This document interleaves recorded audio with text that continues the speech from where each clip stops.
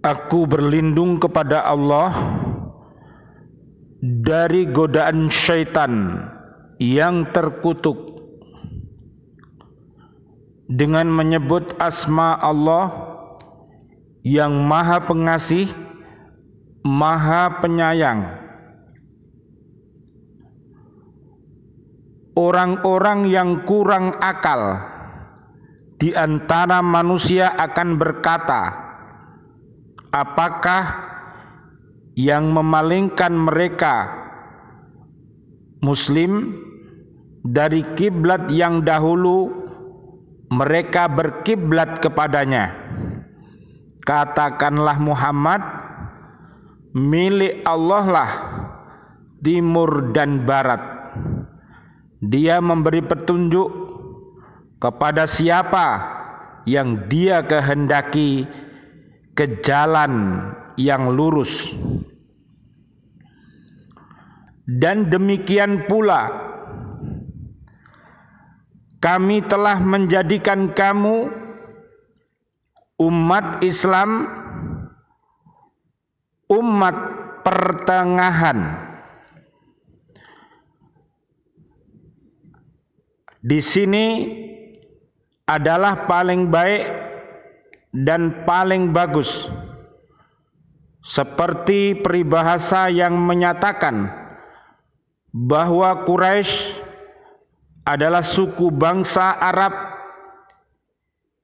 yang al-wasat dalam hal keturunan dan negerinya, yang berarti terbaik.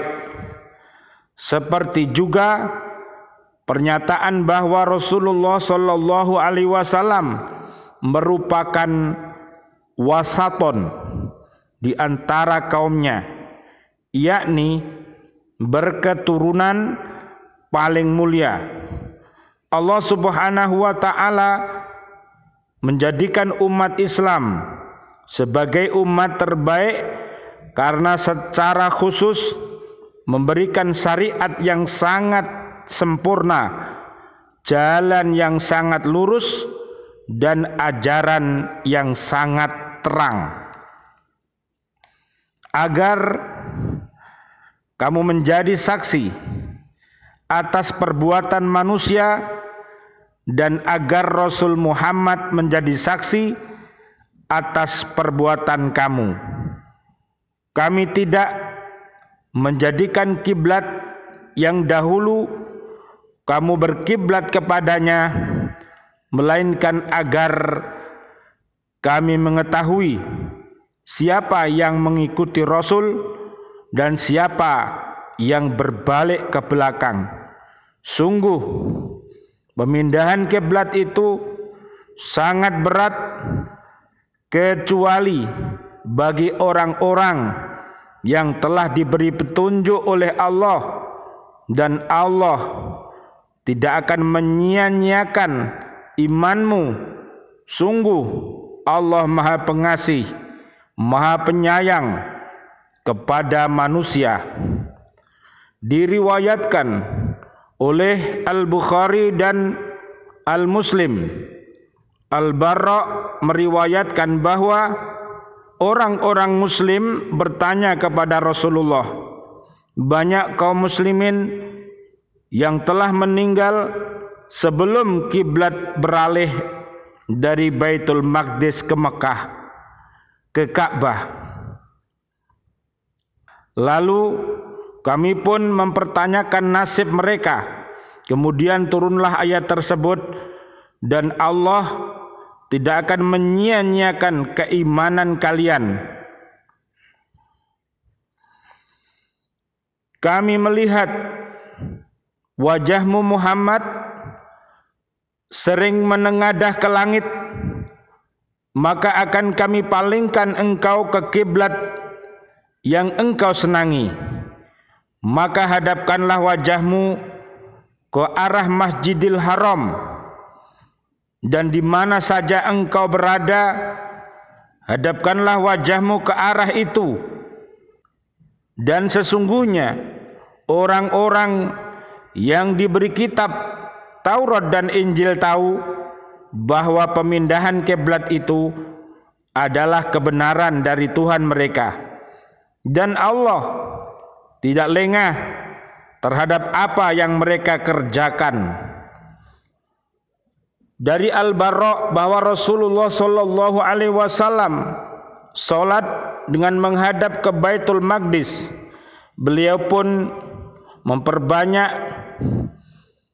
mendongakkan kepala ke langit seraya memperhatikan perintah Allah Subhanahu wa taala hingga turun ayat 144. Orang-orang muslim berkata, bagaimana dengan salat yang kami lakukan sebelum pemindahan kiblat? Maka turunlah firman Allah yang berbunyi, dan Allah tidak akan menyia-nyiakan imanmu. Al-Baqarah ayat 143. Orang-orang yang bodoh mengatakan, apa yang membuat mereka pindah dari kiblat yang biasanya mereka menghadap ke sana? Maka turunlah surat Al-Baqarah ayat 142. Dan walaupun engkau Muhammad memberikan semua ayat keterangan kepada orang-orang yang diberi kitab itu, mereka tidak akan mengikuti kiblatmu, dan engkau pun tidak akan mengikuti kiblat mereka. Sebagian mereka tidak akan mengikuti kiblat sebagian yang lain.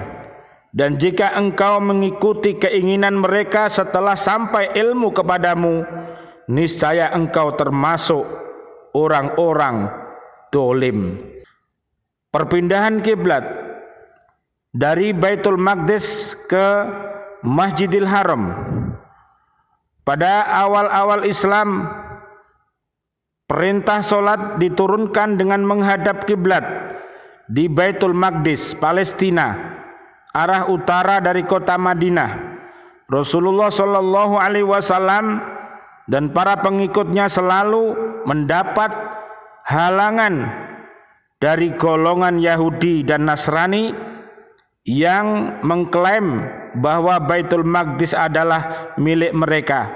Allah kemudian menjawab apa yang menjadi kegundahan hati Nabi Muhammad sallallahu alaihi wasallam dengan memindahkan kiblat ke Masjidil Haram di Makkah, yaitu arah selatan dari Madinah.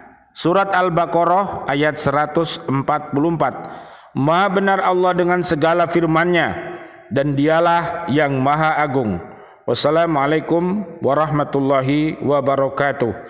Waalaikumsalam warahmatullahi wabarakatuh.